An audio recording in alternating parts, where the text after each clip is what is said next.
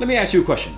Have you ever doubted that trading was real? Or do you have doubters out there, maybe friends or family, that think what you're doing is just gambling and there's actually no possibility of you being profitable? Well, in today's episode of the Trading Coach Podcast, I'm going to arm you with a response to either yourself and or those naysayers.